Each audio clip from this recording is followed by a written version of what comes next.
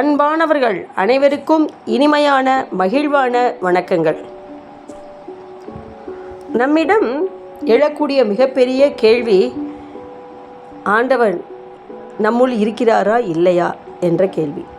இருந்தால் ஏன் நமக்கு கெடுதல் நடக்கிறது, நாம் நினைத்தது நடக்க மாட்டேங்கிறது என்ற கேள்வி எல்லோரிடமும் இருக்கிறது. இதில் ஒரு அடித்தளமான பதில் என்ன என்றால், இறைவன் நம்முள் இல்லை என்றால் நாம் உயிரோடு இருப்போமா? கண்டிப்பாக கிடையாது.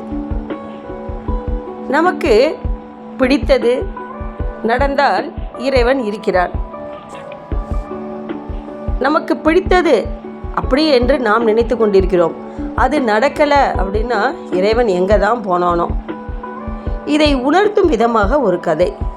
இது நிஜமாக உண்மைதான், நம்ம நம்பித்தான் ஆகணுங்க. அது ஒரு ஊரில் இறைவன்பால் மிகுந்த பக்தி கொண்ட ஒரு எளிய மனிதன் வாழ்ந்து வந்தான். அவனுக்கு ஒரு உன்னதமான ஆன்மீக குரு இருந்தார். ஒரு நாள் இரவு அவனது கனவில் அந்த குரு தோன்றி அவனது ஒட்டுமொத்த வாழ்க்கை பயணத்தையும் ஒரு காட்சி பதிவாக காட்டினார். அந்த காட்சியிலே அவன் ஒரு நீண்ட கடலோர மணப்பரப்பில் நடந்து சென்று கொண்டிருந்தான். தூரத்தில் பார்க்கும்போது அந்த மணலில் 2 ஜோடி கால் தடங்கள், அதாவது 4 பாத சுவடுகள் தெளிவாக பதிந்து கொண்டே சென்றன. அவன் தன் குருவிடம், சுவாமி, 1 கால் தடம் என்னுடையது, அது என் கூடவே வரும்.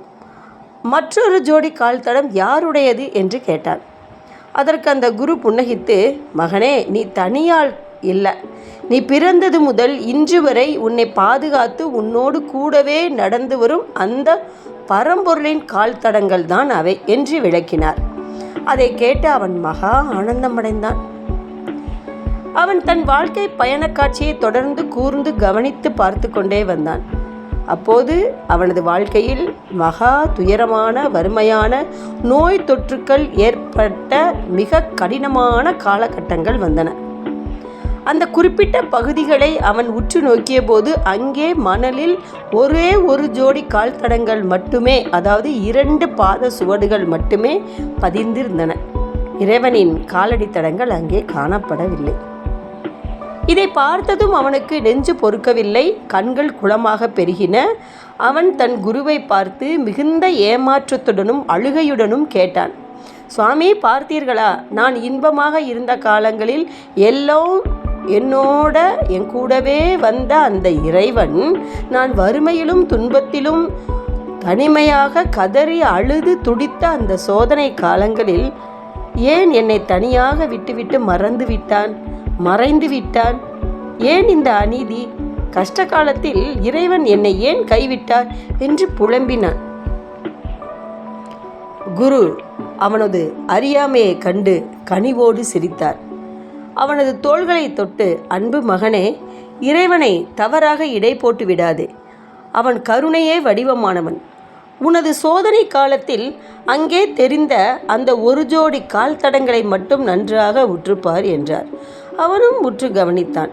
குரு தொடர்ந்தார், மகனே, உனக்கு துன்பம் வந்த அந்த பாதையில் பதிந்திருப்பது உன்னுடைய கால் தடங்கள் அல்ல, அவை உன்னை தன் மார்போடு அணைத்து தன் தோளில் சுமந்து கொண்டு நடந்த அந்த பரம்பொருளின் கால் தடங்கள்.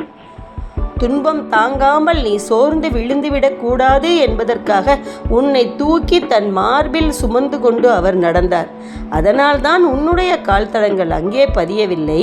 இறைவன் உன்னை ஒருபோதும் கைவிடவும் இல்லை, உன்னை சுமந்து கொண்டுதான் இருந்தார் என்ற தத்துவத்தை உணர்த்தினார்.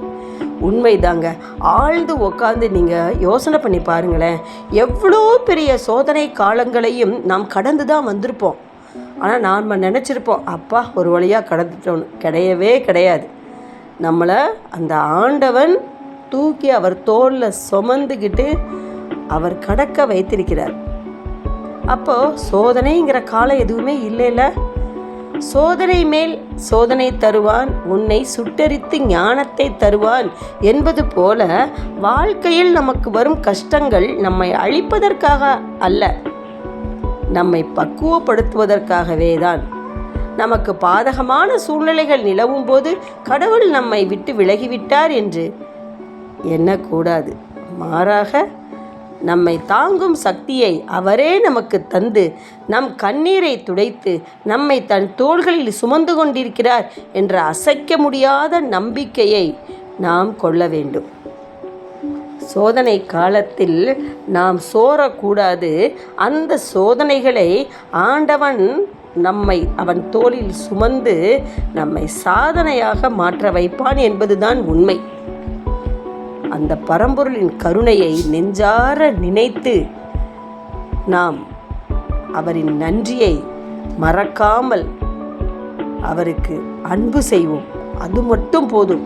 கடவுள் மீது மானசீகமான அன்பை வைத்தால் கடவுள் என்றுமே நம்மை தூக்கி கொண்டுதான் சுமப்பார் என்பதில் கொஞ்சம் கூட ஐயமே கிடையாது என்று கூறி உங்களிடமிருந்து விடைபெறுகிறேன். மீண்டும் சந்திக்க வருகிறேன். நன்றி, வணக்கம். வாழ்க வளமுடன், வாழ்க வையகம். நல்லதே நடக்கும், நல்லதையே நாம் நினைப்போம். இந்த வீடியோ உங்களுக்கு பிடிக்கும்னு நினைக்கிறேன். லைக் பண்ணுங்கள், ஷேர் பண்ணுங்கள் அண்ட் சப்ஸ்கிரைப் பண்ணுங்கள். தேங்க்யூ.